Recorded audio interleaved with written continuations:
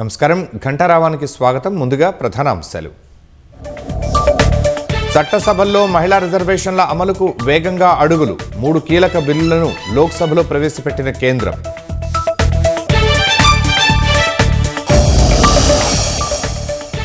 డీలిమిటేషన్తో దక్షిణానికి ఎలాంటి నష్టం లేదన్న ప్రధాని. మహిళా రిజర్వేషన్లకు రాజకీయ రంగు పులమొద్దని విజ్ఞప్తి.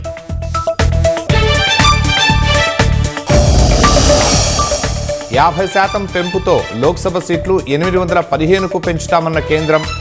తెలంగాణలో 17 నుంచి 26కు చేరుతాయన్న హోంమంత్రి అమిత్ షా. మహిళా రిజర్వేషన్లకు కేంద్రమే అడ్డంకులు సృష్టిస్తోందన్న కాంగ్రెస్.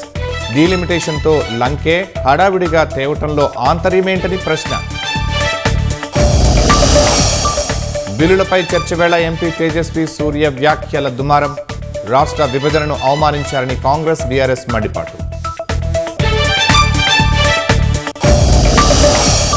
ఉస్మానియా ఆసుపత్రి పీజీ హాస్టల్లో వైద్య విద్యార్థి ఆత్మహత్య. సీనియర్ల వేధింపులే కారణమని కుటుంబ సభ్యుల ఆందోళన.